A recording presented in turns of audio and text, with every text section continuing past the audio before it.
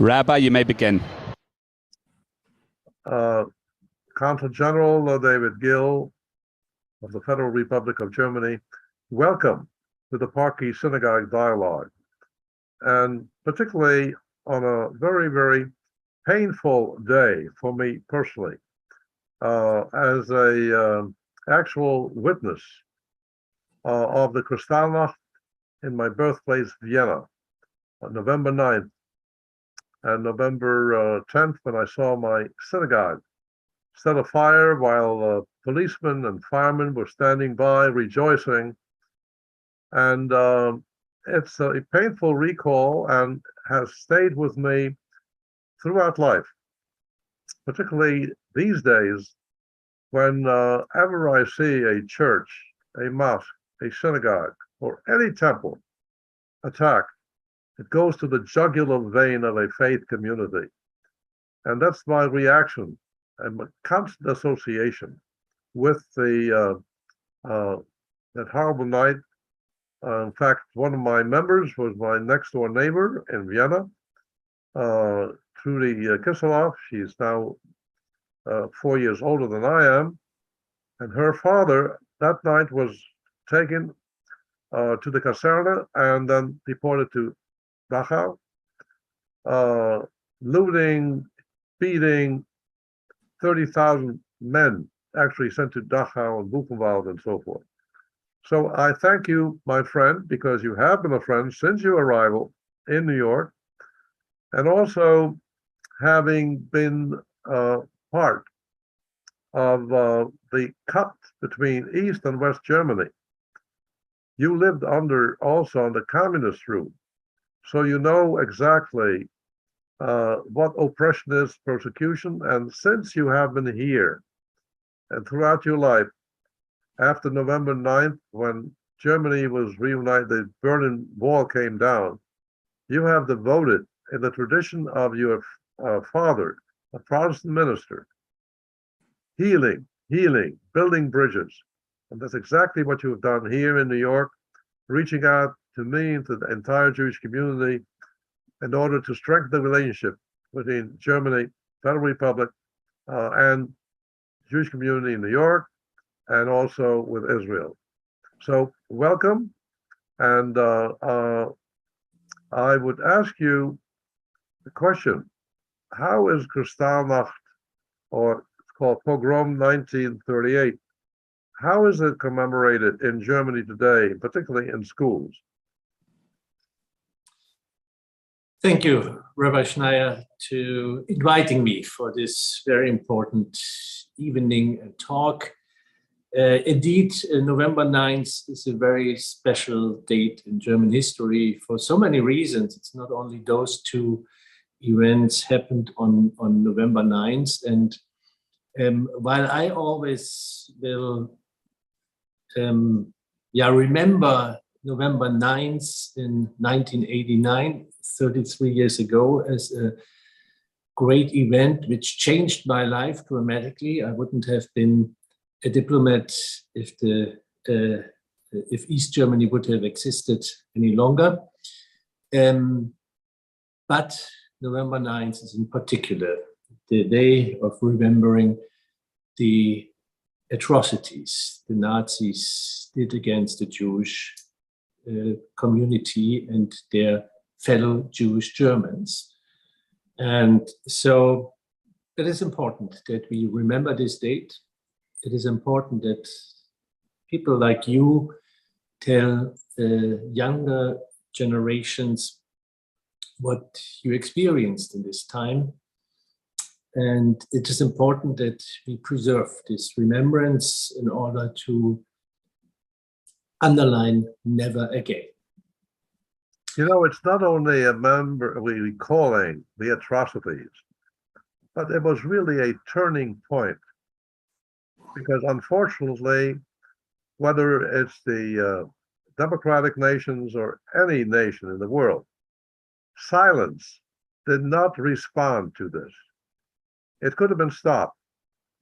And that, in my opinion, this really was the beginning of encouragement to Hitler and his cohorts to the final solution. because they got away with it. And therefore, it's a very important lesson for us.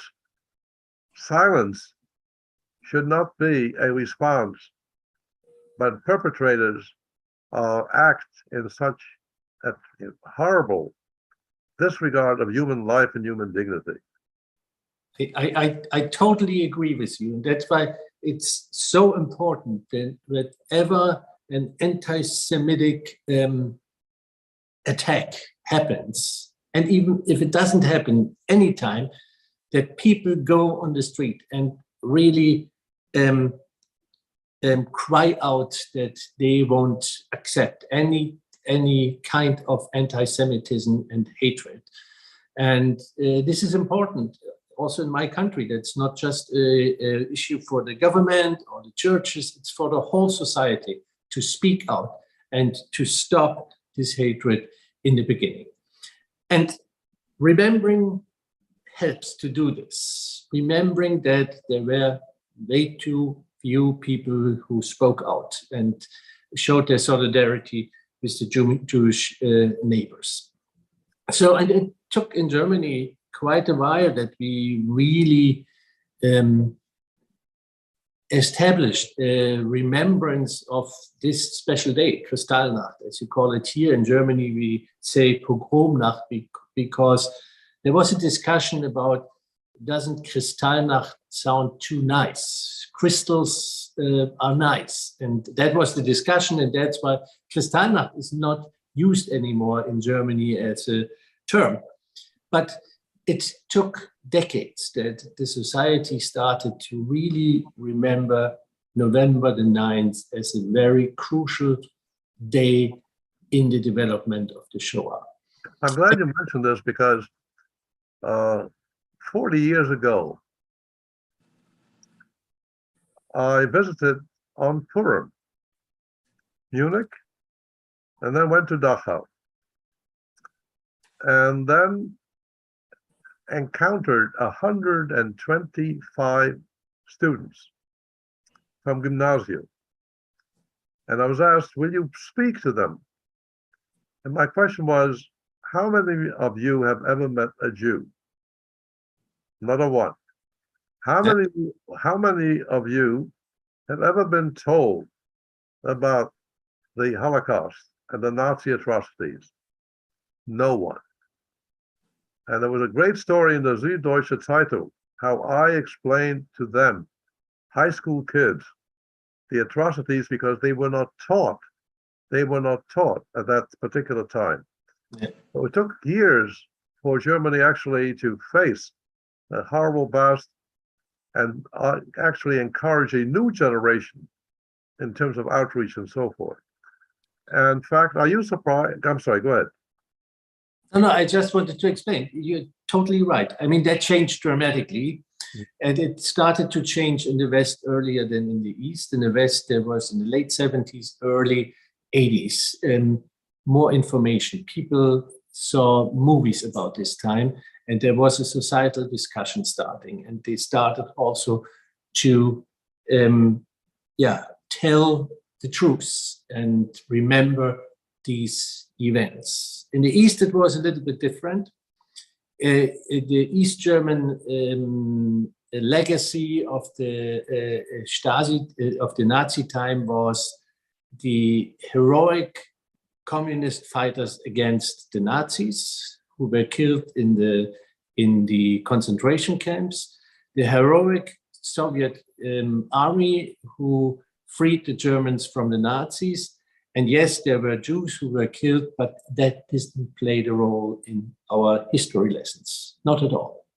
It were the churches who started to speak out, to tell the young generation about the atrocities. I remember that when I was a young juvenile, maybe it might have been in the early 80s, that we started in my congregation to remember November 9th.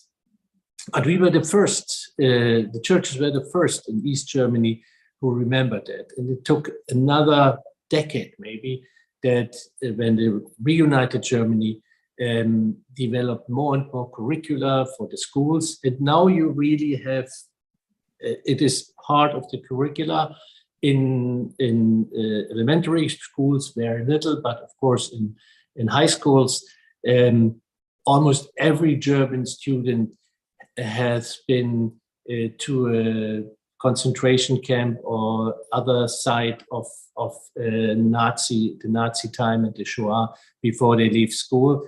It's a big educational topic, and it has to be. It's so painful, though, and I'm sure you agree, because at Park East Synagogue, we had the coordinator, von Schneier of the European Commission, conducting and combating anti-Semitism and fostering Jewish life, that for the first time, the German federal government had to appoint Felix Klein. How do you, can you explain why that was necessary? Felix Klein, for those of you who don't know him or his office, is the federal government commissioner for Jewish life in Germany and the fight against anti-Semitism. The German government was committed to fight anti-Semitism, but never had a special envoy as the whole government.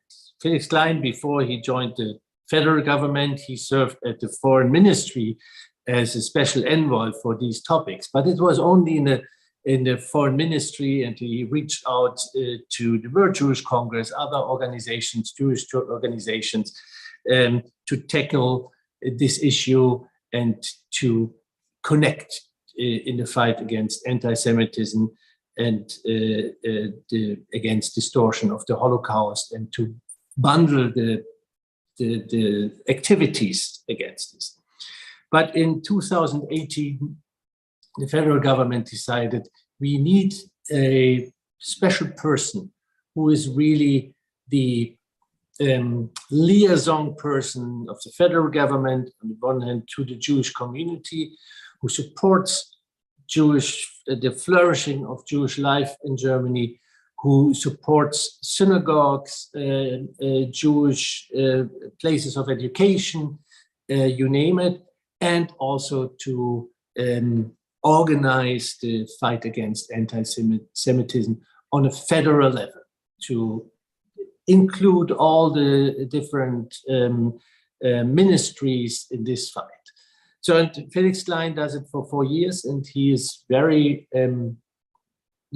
very outspoken and very outspoken. That's very. He is no superior in this way. He is really free to say what he thinks is necessary to do in Germany for federal agencies, etc.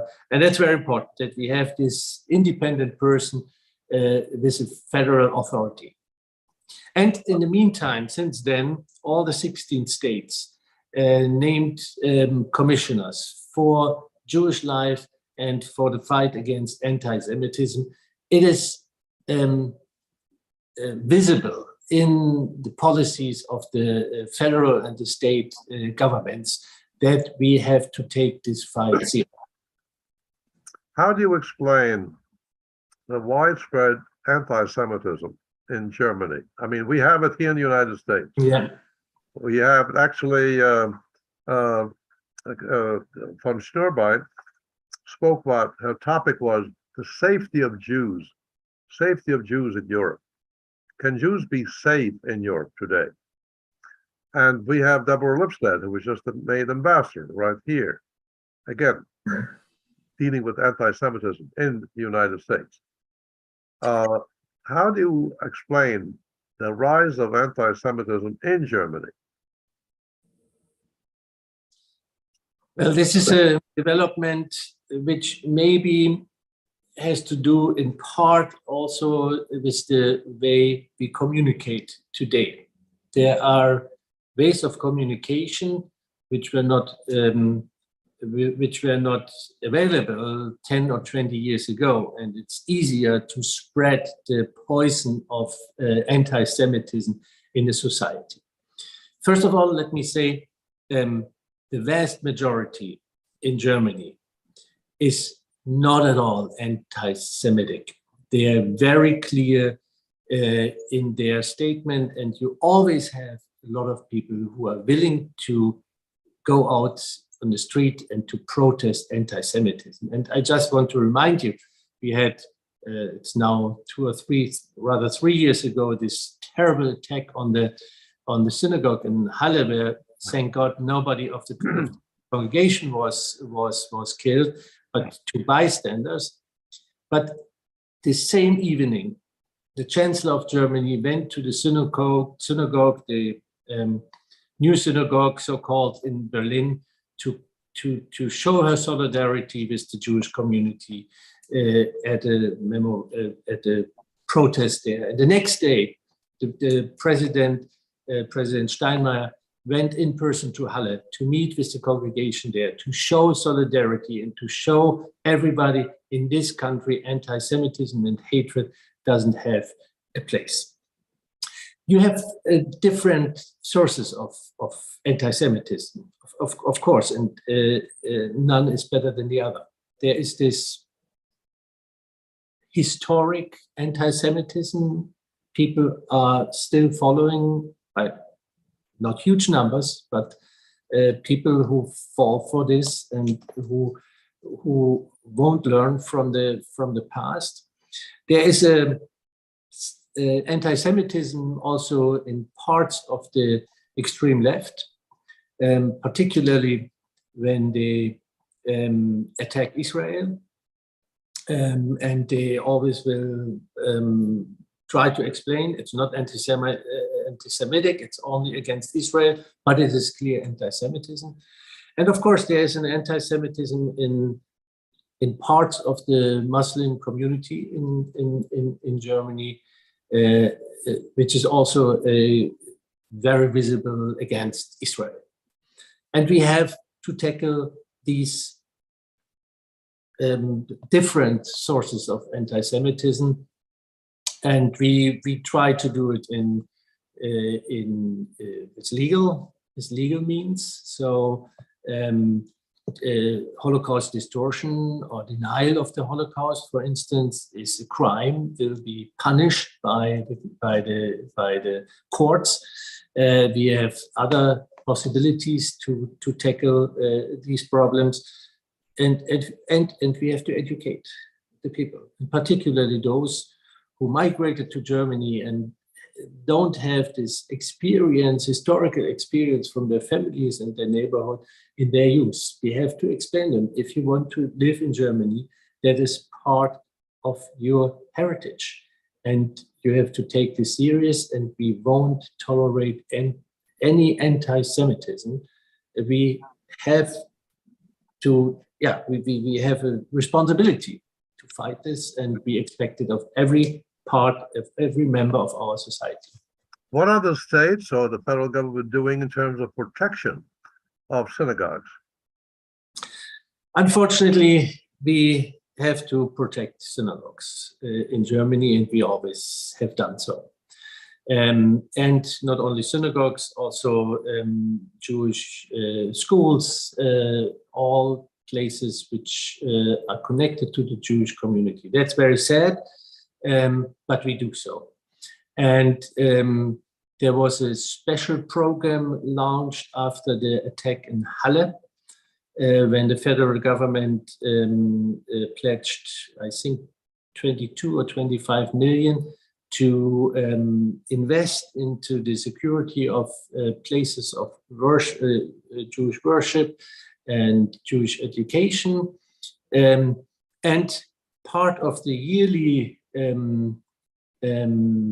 what's the word, allowance, or the Central Committee of the Jewish community in Germany, they get per year, I think, about 15 million euros for their community. It's not only security, it's for the community life, to support the integration of the Jews who moved to Germany. And German police is protecting, on top, protecting all these sites where it is necessary to protect. But it's the German police which is protecting the synagogues. Now, I want to commend Germany was one of the first nations to adopt the IRA definition of anti-Semitism. Will you elaborate on that one? And by the way, many people may not know what IRA is all about, so you may as well educate them. This is the International Holocaust Remembrance Alliance. That's the name. That's correct. That's the right. I think it was launched in the 90s in Stockholm, if I'm not mistaken. And now more than 30 states are assembled in this alliance to fight together anti-Semitism, Holocaust distortion, etc. Germany had the presidency of the IHRA 2 years ago, I think, and this was already when the working definition of anti-Semitism was adopted. I think this was 4 years ago, and so. But during our presidency, we invested heavily to make this working definition workable, also for concrete measures in the member states against anti-Semitism. So it's important that states agree what it means, what anti-Semitism means, and that we have a common ground what we fight. So yeah, we are active and we will invest in this very important alliance. Beside other international activities, we want to be very, very active there, indeed.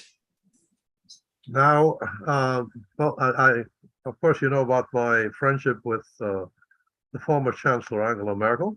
Yes, I know. And I actually flew to Munich when she was honored by the Jewish community for rebuilding that major Jewish center in Munich. And I spoke about her father following the teachings of Maimonides. Do you know anything about Maimonides? No. Maimonides was a very, very important philosopher, sage, doctor. Very, very famous. In fact, you can Google Maimonides, but I'm going to do for you what I did for Angela. Okay. Present you with the volume of Guide to the Perplexed. Guide to the Perplexed. But one of his major points, Maimonides, and he was a physician too, middle road, the Shvil HaZahav, that is the ideal way of society to actually give every human being the dignity that they deserve. Yeah. Middle road, okay? No left, no right, middle road, okay? Yeah. So you're gonna get the same volume, the same Maimonides writings. But meanwhile, you can Google Maimonides, and anyhow, so. Also, Angela came from the former East Germany and emerged as a very important leader, not only of Germany, the Federal Republic, but of the European Union and a world leader. In fact, she was honored by the Appeal of Conscience Foundation with Dr. Henry Kissinger and myself presenting the prize to her. But this commitment on the part of the German leadership, President Steinmeier, outstanding individual. Going to Yad Vashem, the new Chancellor, Scholz, going to Yad Vashem, stressing the relationship between the democratic state of Israel and assuring Israel of support in terms of peace and security. Can you elaborate on the relationship between Germany, the Federal Republic, and Israel? Yes, of course I can. And it is not new for anybody in the audience that, of course, the foundation or the background of this very special relationship is our history and the German, the Shoah. And we are very aware that this is a responsibility we will have to take forever. but we are very grateful that with this background, a very special friendship between Germany and Israel developed over the last 55 years, I think, is now the diplomatic relationship. It started before, but it's amazing that already in the 70s, it was possible to go back to diplomatic relationship between our countries. And Adenauer started with this. We just remembered the Luxembourg Agreement. 75 years started very early. The talks about reparation, but also talks about how can we develop a good relationship. But what's on top of this relationship for us from a German perspective is security and existence of Israel. That is in the DNA of our government, that we have a responsibility for that. But beside that, it is a very vivid and lively relationship on very, very many levels. There are it's a constant exchange between our governments and between the presidents. When I served as the chief of staff of President Gauck, the predecessor of the current President Steinmeier, we traveled, I think, 3 times to Israel. We met still with President Peres and later with President Rivlin. And it was always, yes, we visited Yad Vashem. That is important, and it's moving, and it's important that we go there together and that the German head of state shows his respect and that he knows about his responsibility. But it was also a very, almost a celebration of friendship and on many levels. There are hundreds of cooperations between universities. There are more than 100 sister city associations between Germany and Israel, more than 100. Can you imagine? And there are many Germans who live in Israel and many Israelis, particularly young, who live in Germany. They love Berlin and other places of culture. And so that is a very strong relationship on a strong foundation. I want to thank you for your own personal commitment to that, because it's one thing to have that kind of policy on a high level, but it has to be implemented and executed. Absolutely. And certainly you are in sync, in solidarity with the policy. Okay, so but it's also very important that people meet. And I have to say, my personal relationship to Israel, my knowledge is all what I talked about, the responsibility, etc. But my personal relationship to good relationship to Israel, I owe, in the beginning at least, to the American Jewish Committee, because they organize trips to Israel. It was, I think, 15 years ago, and they still do it in a special program for journalists, people from the government, civil society, to travel Israel for a week and to get to know Israel, its politics, society, etc. And I'm so grateful that I had this eye-opening trip in 2007, and many of them followed. I was there, I don't know, 7-8 times in Israel. Now for a long time not. I have to go back hopefully soon. But it's important that we also meet as people and live this very special relationship. But you know, the current Israeli ambassador to the Federal Republic, a dear friend, Ambassador Prosor, who used to be the permanent representative of Israel to the United Nations, his family had to flee Germany, and now he is the ambassador, okay? And that brings back to my own, I could have never imagined, after surviving the Holocaust, after having lost my family in Auschwitz, in Theresienstadt, I would have never imagined that I will live to see a day when I would have this kind of friendship and dialogue, not only with you, with some of the German leaders, or accept the high order that the Federal Republic bestowed upon me. Yeah. So Yeah. one has to have hope in terms of the future generations, but that means educating the young. Education, education, education, education. And how is that being implemented in terms of the educational process? We talked briefly about this, but as I said, in the school curricula, Holocaust education plays a big role. Going to sites of the Holocaust and of the Second World War is part of almost every curriculum of the high schools. But it's not only the schools. The German government is also supplying the civil society with funds to invest in Holocaust education. The Jewish Claims Conference, which is on a yearly basis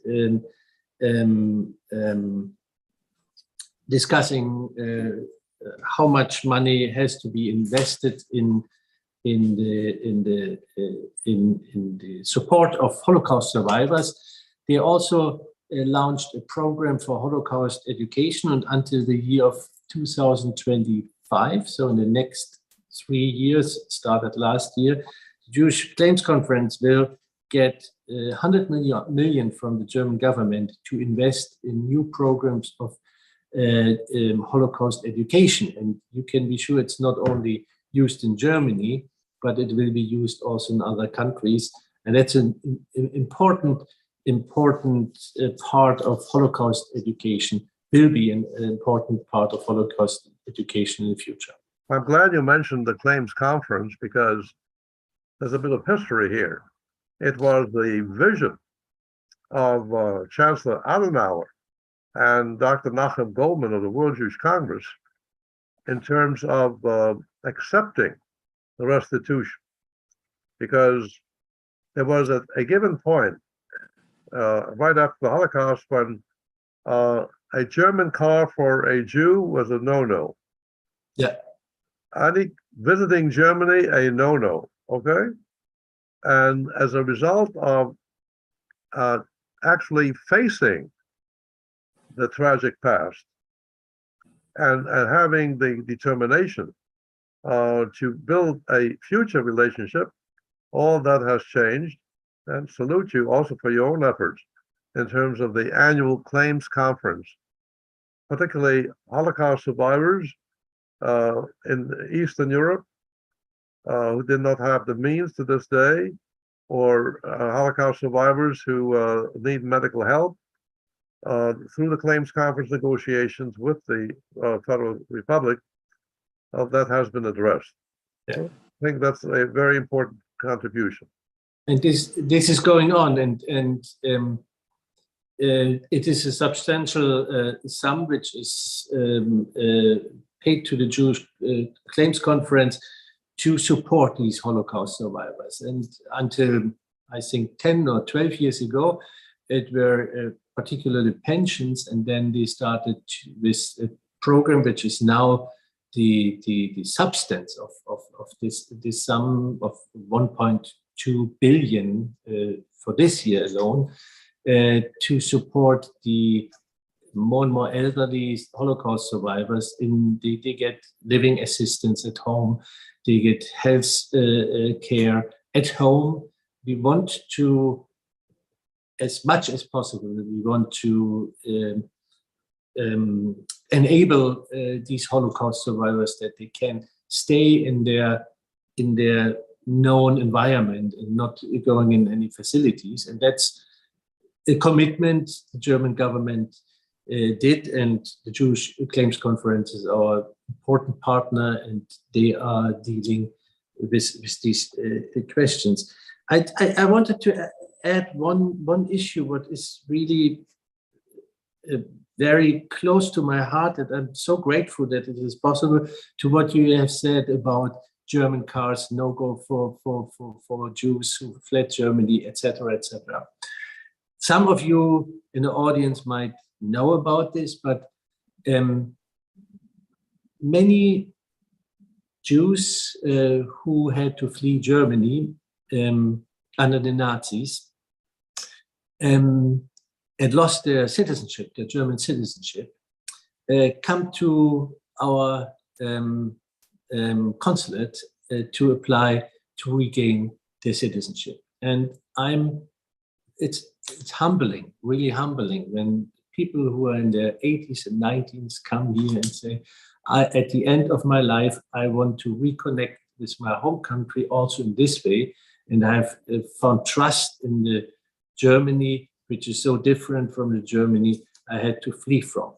And it's of course, the minority now of those who really had experience and were born in Germany, but also their descendants apply for German citizenship. In New York alone, I would say every year about 500 of them apply for citizenship. Just the other day, there came a very interesting man, some of you might know him, I don't say names, to my office. He is 96, and he said, it's time that I regain the citizenship. I have trust in this country. And that is really humbling, and I'm grateful that I'm able to do this service to those people I learned so much of, and it's so rewarding to be in contact with them. By the way, I want you to know that Germany is not the only one. I know. Okay? And not only that, but Spain and Portugal, going back to the expulsion in 1492, if you are a descendant of Spanish or Portuguese Jews, you can actually apply. Right. Yeah. Okay? And Austria also. So I guess also there's certain benefits of a European passport. Absolutely. I understand. So, but again, it shows you that in terms of Jewish history, it's really cyclical, you know? Yeah. And I know we'll be celebrating the 75th anniversary of the State of Israel. Who would have imagined, okay, after the Holocaust, that there would be a State of Israel, okay? So, and then who would have imagined Spanish Jews who were expelled in 1492 that their descendants would apply generations after. Okay, so but I'm glad you mentioned that. But anyhow, I posed so many questions to you. Do you have any questions that you want to ask me? I mean, a very personal question.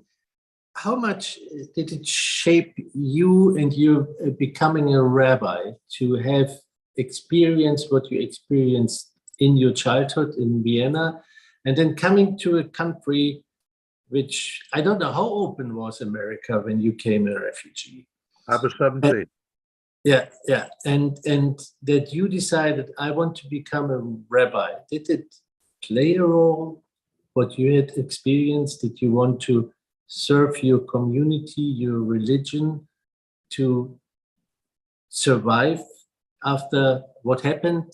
It's a very personal question. I'll give you the answer. I'll give you the answer. I lost my father at the age of 6 in Vienna, before the war. In 1939, September 1, we could not get a visa to the United States. My mother, who was a widow, and myself, on a tourist visa, went to Hungary to join my grandmother in Kurishmezur. He was the chief rabbi of that whole area in the Carpathian region. And we thought we would stay there only 6 months, maybe 8 months, and then go on to the United States. Then the war broke out, and we were stuck there. So he became my second father. Paul 6'3". All the photographers were always anxious to take his pictures and so forth. 1944, March 19th, Germans moved into Hungary. Second day Passover, he and my grandmother and the other Jews from that region were pushed into a ghetto at Mattesalter. And then May 15th, Auschwitz. And then there was the big lie. The Jews were resettled, Wannsee, getting postcards, we're fine and all that. When I discovered after the war in Budapest that there will never be a return, I made a vow, regardless what I do in life, in his memory, I will study to be a rabbi, not practice the rabbinate, because I wanted to be a psychiatrist. And my major at Yeshiva University in NYU, chemistry, physics, pre-med, you name it, okay? So my intention was to be a psychiatrist, at the same time have the degree of rabbi. So now I'm practicing psychiatry on the international scene and plus. But if you want to understand, so that's the background. Yeah. Question. But if you want to understand my involvement in terms of human rights and religious freedom across the world, is precisely my experience on Kristallnacht. Yeah.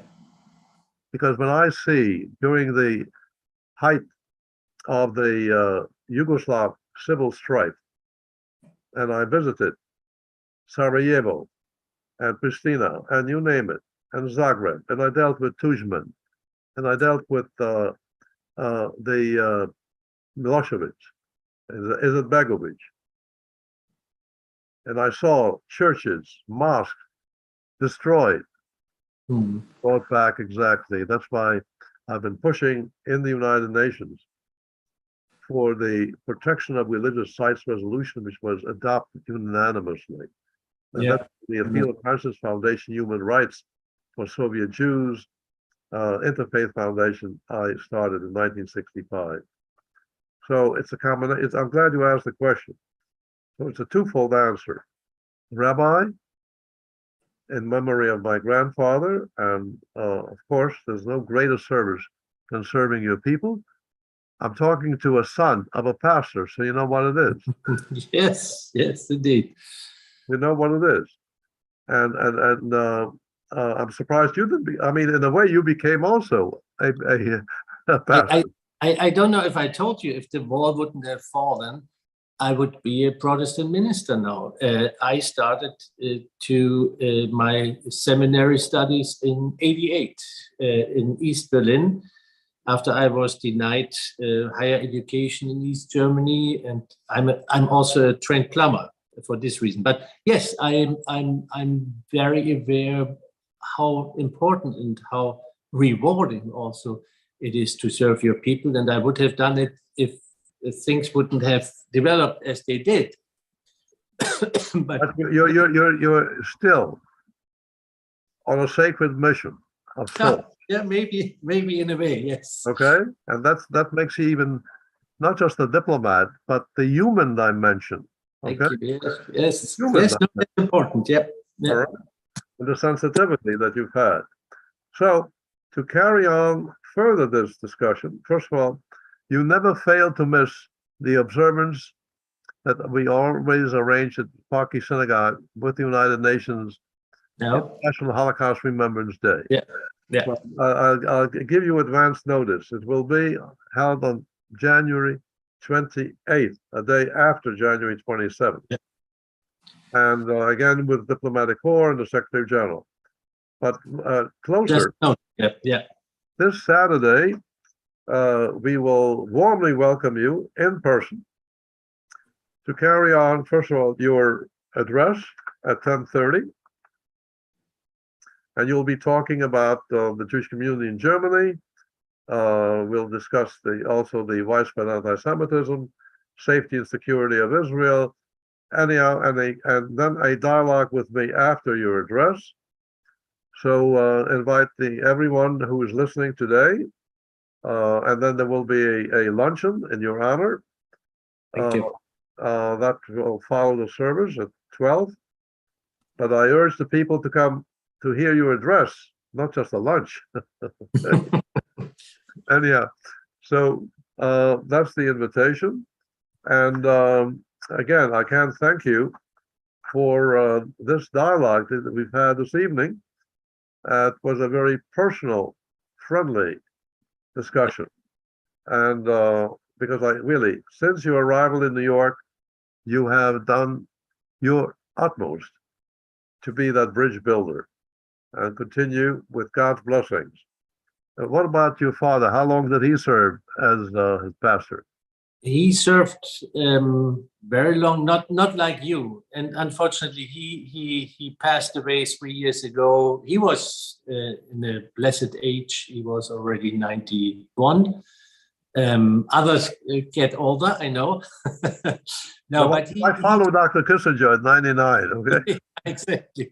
And I will actually, on Monday, I will visit a Holocaust survivor in Hastings on Hudson. She turns 100. No, but he was, yes, he was a minister for a long time. He started as a young minister in the 50s in East Germany when it was very hard for believers to survive in this hostile communist environment. And he served almost 50 years as a minister and a bishop of my church. And I know many people are very grateful for his service, and I'm too, and I learned a lot from him, indeed.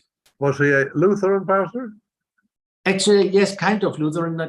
It's a little complicated with the denominations. He was in Germany we call them Herrnhuter. Here you call them Moravian Church. It's a small Protestant church with a lot of Lutheranism in it, but also the Czech Reformation.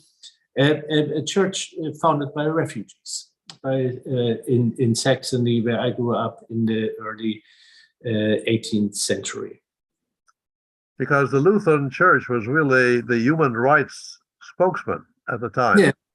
Yeah. Unfortunately, not all. Yeah, I mean, this was the Protestant church in general, and my father was very outspoken in East Germany, and they didn't like him, the rulers of the country. But he helped a lot of people to be righteous and follow their beliefs. That was very important. The churches were the refuge for many people, religious or not, in East Germany, and the space of safe haven also to experience an open discussion, etc. And that shaped me too, shaped me very much for my whole life. I can tell it's part of your DNA. It really is. Yeah, thank you. Anyhow, so as we say it in Hebrew, Lehitraot means auf Wiedersehen. Auf Wiedersehen. Wiedersehen. Ja. Ich kann doch meine Muttersprache benutzen. Ne? Ja, sehr schön. Ja. Great. Und wirklich, ich bin dankbar nicht nur für diesen Dialog, aber für Ihre Mitarbeit, seit Sie in New York sind. I'm very grateful too, and dear friend, it's really very great honor and a joy that our paths crossed 5 years ago, and since then more often. And I'm really grateful for this friendship, and also for the invitation for tonight and on Saturday at your beautiful synagogue. Saturday, 164 East 68th Street entrance. And a warm welcome is awaiting you until then. I thank everyone for joining us in this important discussion. And again, for me, having recalled that painful day, to have this engagement with a friend, could have never imagined that would take place, because There were times in January 1945 where I did not think I would live to see another day alive. Yeah. And here we are. So God. God is good. God is good. Yes, indeed. And the servants like you help him along. Okay? Thank God you. bless. You Take too. care. All the best. Thank you. Thank All you. the best, you too, and see you on Saturday. Thank you so much. Thank you. Thank you.